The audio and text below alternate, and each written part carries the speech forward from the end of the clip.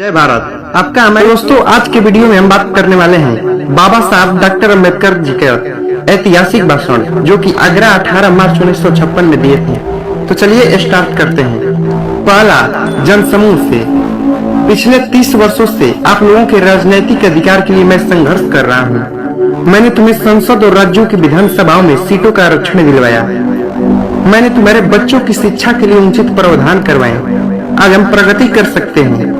अब यह तुम्हारा कर्तव्य है कि शैक्षणिक, आर्थिक और सामाजिक गैर बराबरी को दूर करने हेतु एकजुट होकर इस संघर्ष को जारी रखें। इस उद्देश्य हेतु तुम्हें हर प्रकार की कुर्बानियों के लिए तैयार रहना होगा, यहाँ तक कि खून बहाने के लिए भी। दूसरा, नेताओं से। यदि कोई तुम्हें अपने महल में बुलाता है तो स्वेच्छा से जाओ, लेकिन अपनी झोपड़ी में आग लगा कर नहीं। यदि वह राजा किसी दिन आपसे झगड़ता है और आपको अपने महल से बाहर धकेल देता है, उस समय तुम कहाँ जाओगे? यदि तुम अपने आप को बेचना चाहते हो तो बेचो, लेकिन किसी भी तरह अपने संगठन को बर्बाद करने की कीमत पर नहीं। मुझे दूसरों से कोई खतरा नहीं है, लेकिन मैं अपने लोगों से ही खतरा महसूस कर रहा हूँ। तीसरा, भूमिहीन मजदूरों से। मैं गांव में रहने वाले भूमिहीन मजदूरों के लिए काफी चिंतित हूँ।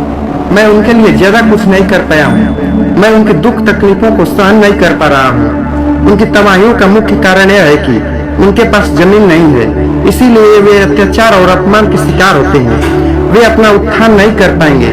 मैं इसके लिए संघर्ष करूंगा। यदि सरकार इस कार्य में कोई बाधा उत्पन्न करती है तो मैं इन लोगों का नेतृत्व करूंगा और इनकी वैधानिक लड़ाई लड़ूंगा, लेकिन किसी भी हालात में भूमिहीन लोगों को जमीन दिलवाने का प्रयास करूंगा। चौथा, अपने समर्थकों से बोलेंगे। बहुत जल्द ही मैं तथागत बुद्ध के धर्म को अंगीकार कर लूंगा। यह प्रगतिवादी धर्म है। यह समानता, स्वतंत्रता एवं बंधुत्व पर आधारित है। मैं इस धर्म को बहुत सालों के प्रयासों के बाद खोज पाया। अब मैं जल्द ही बुद्धिस्ट बन जाऊंगा। तब एक अछूत के रूप में मैं आपके बीच नहीं रह पाऊंगा, लेकिन एक सच्चे बुद्धिस्ट के रूप में तुम लोगों के कल्याण के लिए संघर्ष जारी रखूंगा। मैं तुम्हें अपने साथ बुद्धिस्ट बनने के लिए नहीं कहूंगा, क्योंकि मैं भक्त नहीं चाहता। केवल वे लोग ही जिन्हें इस महान धर्म की शरण में आने की तमन्ना है, बौद्ध धर्म अंगीकार कर सकते हैं, जिससे वे इस धर्म में विश्वास के साथ रहें और इसके आचरण का अनुसरण करें। अगला, बौद्ध भिक्षुओं से। बौद्ध धर्म महान धर्म है। इस धर्म के संस्थापक तथागत गौतम बुद्ध ने इस धर्म का प्रसार किए और अपनी अच्छाइयों के कारण यह धर्म भारत के दूर दूर एवं गली गुच्छों तक पहुंचा सके। लेकिन महान उत्कर्ष के बाद यह धर्म 1213 ईस्वी में विलुप्त हो गया। इसके कई कारण हैं। एक कारण यह भी है कि बौद्ध भिक्षु विलासिता पूर्ण जिंदगी जीने के आदी हो गए। धर्म प्रचार हेतु स्थान स्थान पर जाने के बजाय उन्होंने बिहारों में आराम करना शुरू कर दिया तथा रजवाड़ों की प्रशंसा में पुस्तकें लिखना शुरू कर दिया। अब इस धर्म पुनर्स्थापना हेतु उन्हें कड़ी मेहनत करनी पड़ेगी। उन्हें दरवाजे दरवाजे जाना पड़ेगा। मुझे समाज में बहुत कम भिक्षु दिखाई देते हैं, इसलिए जन साधारण में से अच्छे लोगों को भी इस धर्म प्रसार हेतु आगे आना चाहिए और इस संस्कारों को ग्रहण करना चाहिए। अगला, शासकीय कर्मचारियों से। हमारे समाज में शिक्षा में कुछ प्रगति हुई है।